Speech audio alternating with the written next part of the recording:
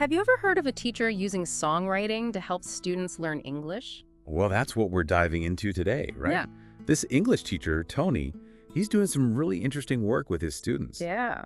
We're going to be looking at how he uses songwriting to get them thinking about and engaging with some pretty big issues. We're talking things like protecting the environment, the importance of public safety, even stuff like pandemics and social justice, all through music. Exactly.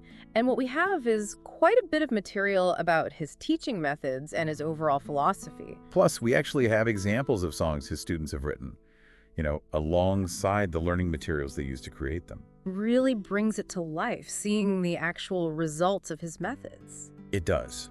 And a lot of these songs tie into specific real-world events, too, like the Nanfangao Bridge collapse and that tragic Taiyuan train accident. Right, those were both huge events here, and it seems like those kinds of events are central to his teaching approach. Definitely. So what we're aiming for in this deep dive is to really figure out how he manages to blend music and language learning with this awareness of what's going on in the world. Exactly, and hopefully get a sense of whether this kind of approach could be a model for others who want to engage with these kinds of topics in a way that really sticks with students. For sure. Okay, so let's jump in. What would you say are the most important values that drive Tony's work? Yeah, good question. Well, from what I've seen, there are four main ideas that seem to be at the heart of his music and teaching. First off, there's a really strong sense of social concern. Right, like he's not shying away from tough topics. Not at all. He's encouraging his students to look at these difficult issues head on and to really think about them. And that totally fits with the range of issues we know his students are exploring, everything from pollution to inequality. Yeah, exactly. Another big thing is this idea of focusing on hope, even when dealing with really heavy stuff. So it's not just about doom and gloom. Nope. It's about recognizing the problems, but also nurturing this belief that things can get better. That's great. I like that. And the third core value is about really valuing life and the relationships we have. Makes sense. It comes through a lot in his work, this reminder of how important our connections with other people are and the importance of respecting life itself. Yeah, I can definitely see that connecting to the themes of remembrance we see in some of those songs about the accidents. Exactly. And then the fourth value that stands out is this push to encourage action, to inspire change. It's not just about thinking about problems, but actually doing something about them. That's a good point. He's not just encouraging passive observation, but actually getting his students to think about how they can make a difference. Exactly. So you've got awareness, hope, valuing life, and then pushing for positive change. That makes a lot of sense. But how does he actually put all of this into practice when he's teaching English? Well, this is where it gets really interesting. He's developed a really specific process for integrating songwriting directly into his language lessons. Oh, wow. He's got a whole system for it. He does. He calls it his SOP, his standard operating procedure for songwriting teaching. An SOP for songwriting. Okay, I'm intrigued. What does that actually look like in the classroom? So it all starts with learning sheets. He's designed them to match up with the grammar they're studying from their textbooks. Okay, so it's tied into the curriculum, not just some separate activity. Right. He uses exercises like fill in the blanks, but he frames them in a way that gets the students using those grammar structures in a creative context, ready to apply them to their songwriting. So they're not just memorizing grammar rules in isolation, they're actually using them in a meaningful way right from the start. Exactly. And then he moves on to group work. The students work together to brainstorm ideas, which not only gets their creativity flowing, but also helps them develop their teamwork skills. I bet that's really helpful, bouncing ideas off each other. Oh, absolutely. And that collaborative phase leads into a stage of watching and discussing.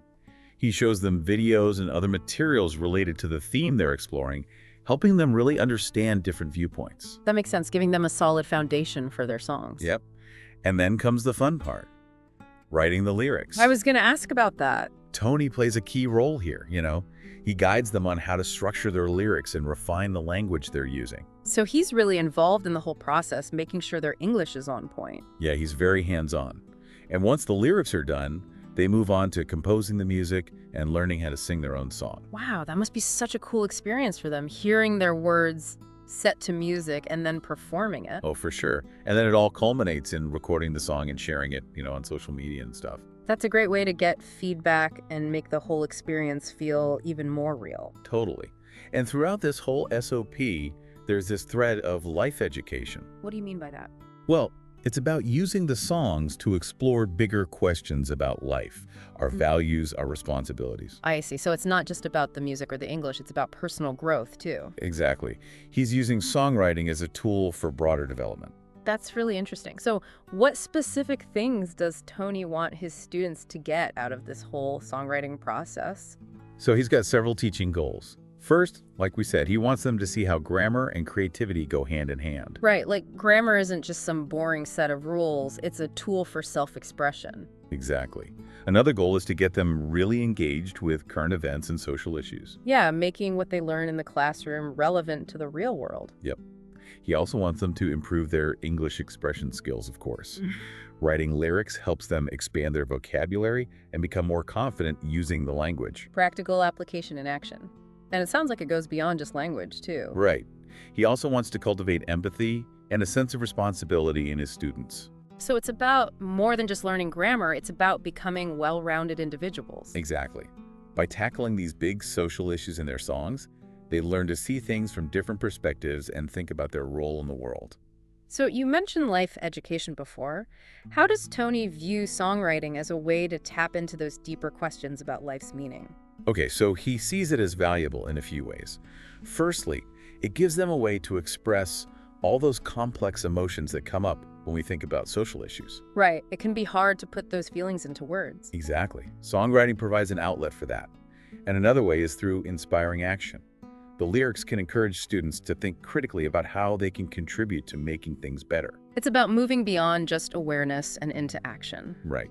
And finally, he believes songwriting helps reinforce the value of life and relationships. That's beautiful. So how does the songwriting process actually work in the classroom? What steps do the students go through? Okay, so it usually starts with inspiration. They might look at current events, images, stories, anything that sparks an idea for a song. So it's not just about pulling ideas out of thin air. Nope, they're actively seeking inspiration. Then they move on to writing lyrics, using dictionaries, rhyming websites, all sorts of tools to help them. I bet those online tools are super helpful, especially with English not being their first language. Totally. And of course, they're applying the grammar they've been learning throughout. Yeah, it all comes together. So what happens after they've got the lyrics down? Well, then they focus on expressing emotions. Tony encourages them to explore a range of feelings in their lyrics, and even to write from different perspectives. That's a great way to build empathy, trying to understand how someone else might feel. Absolutely. And then finally, they present their songs and talk about the messages behind them. So it's a very complete process. It is. And we have some examples of themes they've explored in their songwriting. Do you want to hear about a few of them? Absolutely. I'm curious to see what kinds of topics they've chosen to write about. So one powerful example is a song called Rainbow Bridge. It was written in response to the Nanfangao Bridge tragedy. It's a really moving tribute to those who were lost. That must have been a difficult but important song to write. It was. And then there are songs about protecting the environment, like this one called If You Were Me, that really captures the suffering of animals due to pollution. I can only imagine how powerful that must be. And then there's another one called I'm Already on the Road, which is a warning about the damage we're doing to our planet. So they're tackling some pretty big issues. What else? Well, there's a song called When You Think of Me, which addresses bullying. That's such a relevant topic for young people. It is. It offers support to people who have been bullied and encourages empathy. It's clear Tony really believes in the power of music to make a difference. He really does. He sees it as a way to not only learn English, but also to develop critical thinking skills and to have a positive impact on society. Yeah, music can be so powerful. It really can. Now, did you want to talk about some of the challenges the students face during the songwriting process? Yes, definitely. The outline mentions a few specific difficulties. What were those? So one common one is writer's block. You know, that feeling of being stuck, not knowing where to start. I think we've all been there at some point. For sure. To help with that, Tony uses things like visuals, photos and videos, and he also encourages them to think about the song from a specific perspective, maybe even taking on the voice of someone affected by the issue. That makes sense, giving them a clear starting point and a way to focus their ideas. What other challenges did they run into? Another big one's just expressing themselves in English. Sometimes they have the ideas, but they struggle to put them into words. Yeah, I can imagine that can be really frustrating. It is. So Tony points them to online resources, gives them vocabulary lists, and even suggests highlighting useful phrases as inspiration. So it's all about providing support and building their confidence. Exactly. And he also has to help them avoid the trap of direct translation. Ah, yes. Translating word for word can sound very unnatural. It can. So he encourages them to think in English right from the start and create fresh lyrics, not just translations. That makes a lot of sense. Any other challenges? Another one is writing more complex sentences. They might start with simple phrases, but he wants them to build more detailed and nuanced sentences. So how does he help them with that? He does specific exercises in class, practicing different word forms and sentence structures. That's great. Building those skills step by step. Right. And then there's a challenge of rhyme. It's not always easy to find words that rhyme and also fit the meaning of the song. Especially in a second language. Exactly.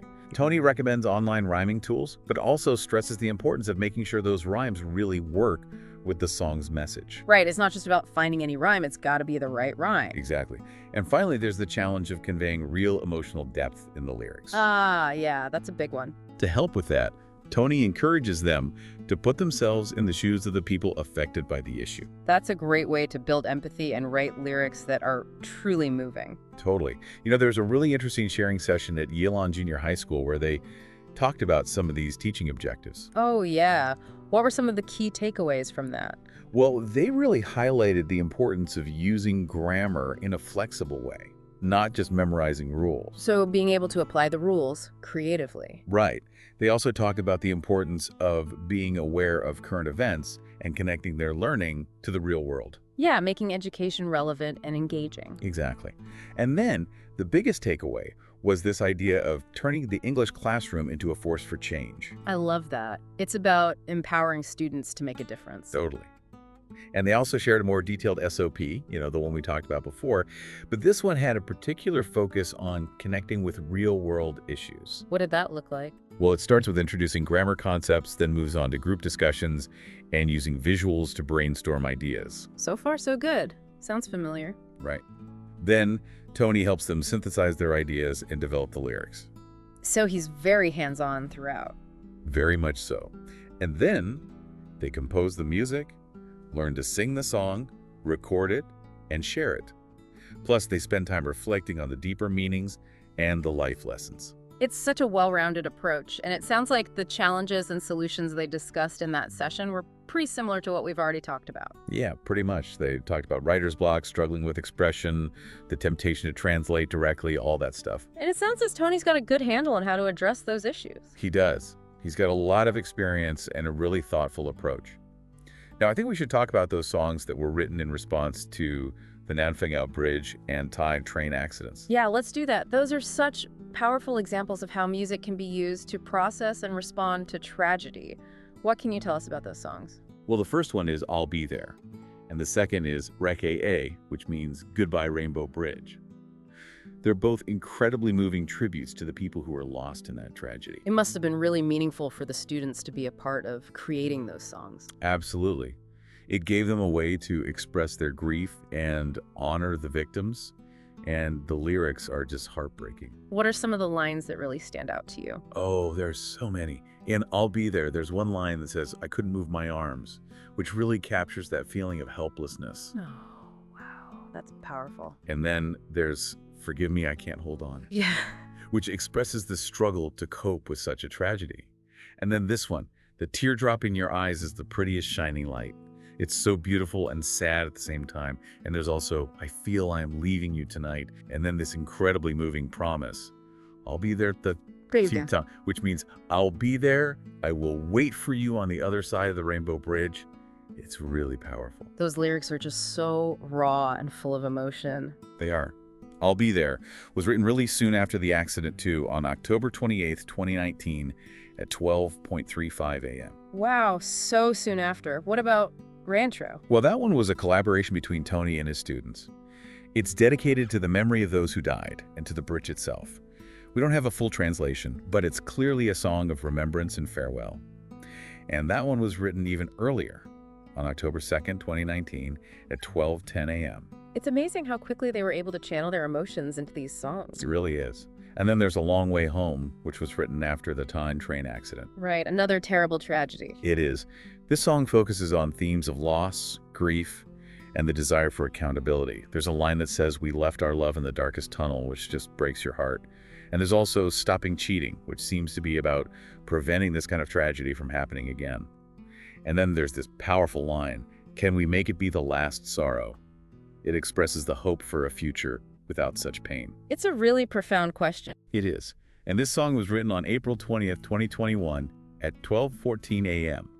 It's also interesting to note that it connects to a specific grammar point they were studying at the time, causative and sensory verbs. Wow, so even in their response to tragedy, they're still weaving in their language learning. It's really impressive. It is.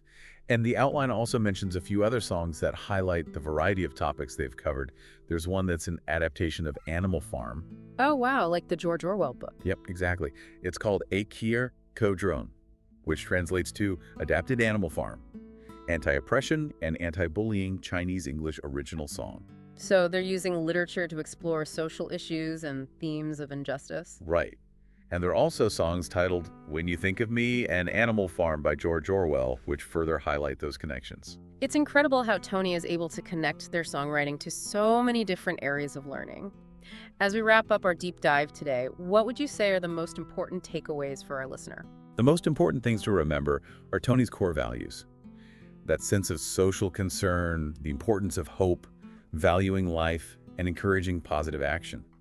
We've seen how he uses songwriting to bring these values to life in his English classes. And it's not just a random activity. He's got a very structured approach with his SOP for songwriting teaching. Exactly. It takes them through each step of the process, from grammar integration to brainstorming to writing, composing, performing, and sharing. And all along the way, he's emphasizing life education and social responsibility. And his teaching goals are so clearly aligned with this. Integrating grammar and creativity, engaging with social issues, improving English expression, and fostering empathy. And of course, using songwriting as a tool to explore the meaning of life. Right, by providing an outlet for expressing emotions, inspiring action, and reminding us of the importance of life and relationships. Exactly. The whole process is so well designed. From finding inspiration to writing lyrics to presenting the songs is both creative and thought-provoking. And those examples of songs, from the ones about the Nanfangao Bridge to the ones about environmental protection and bullying, show just how much they're able to explore with this approach. It's inspiring to see how Tony is using music to make language learning more meaningful and to empower his students to engage with the world around them. Definitely. And we've also talked about the challenges they face, things like writer's block and difficulties expressing themselves in English. Right.